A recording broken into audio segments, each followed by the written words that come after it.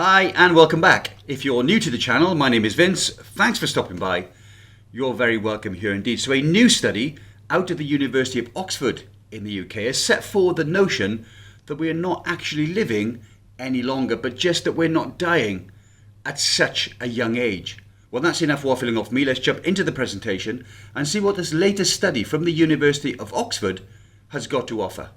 A study of lifespan statistics in human and non-human primates out of the University of Oxford has concluded that we probably cannot slow the rate at which we age because of biological constraints.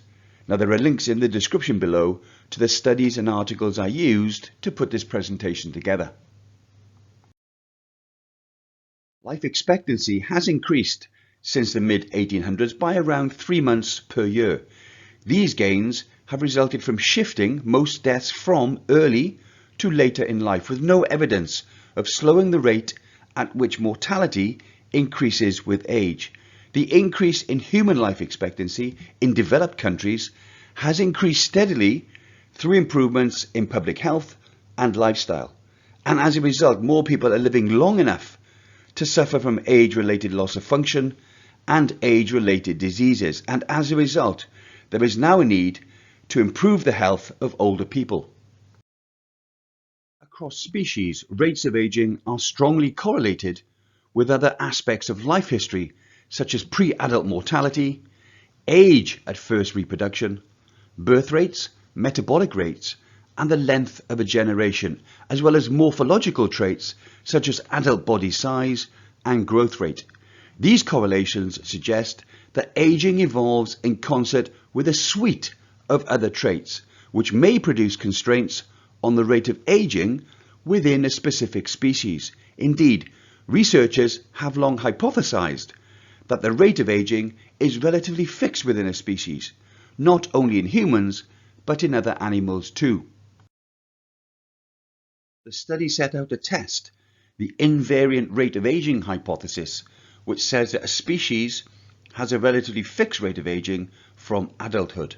An international collaboration of scientists from 14 countries, including Jose Manuel Aburto from Oxford's Leverhulme Centre for Demographic Science, analysed age-specific birth and death rates spanning centuries and continents.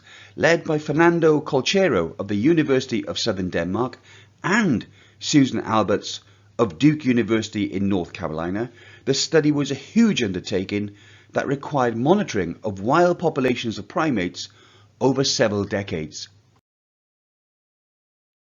Dr. Manuel Alberto of Oxford University said, "Our findings support the theory that rather than slowing down death, more people are living much longer due to a reduction in mortality at younger ages. We compared birth and death data from humans and non-human primates and found this general pattern of mortality was the same in all of them.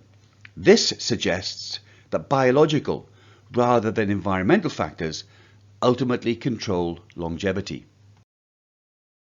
The debate over how long we can live has divided the academic community for decades. Some scholars argue human lifespan has no limit, while others say the complete opposite. But what has been missing in the research is comparing the lifespans of multiple animal populations with humans to work out what is driving mortality. This study appears to plug that gap. This extremely diverse collection of data enabled the researchers to compare mortality differences both within and between species. Dr. Alberto stated, "The statistics confirmed that individuals live longer as health and living conditions improve, which leads to increasing longevity across an entire population. Nevertheless, a steep rise in death rates as years advance into old age is clear to see in all species." The team analysed data from primates, our closest genetic relatives, and therefore most likely to shed light on our biology. The research team analysed information from 30 primate species, 17 in the wild and 13 in zoos, including gorillas, baboons and chimpanzees. And it examined birth and death records from 9 diverse human populations in 17th to 20th century Europe, the Caribbean and Ukraine, and two hunter-gatherer groups between the years 1900 and the year 2000.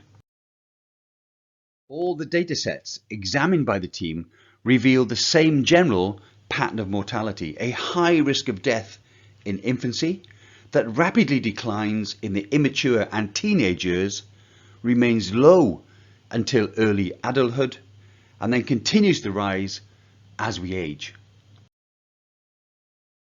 Dr. Jose Manuel Aburto closed by saying, "Our findings confirm that in historical populations, life expectancy was low because many people die young. But as medical, social and environmental improvements continued, life expectancy increased. More and more people get to live much longer now. However, the trajectory towards death in old age has not changed.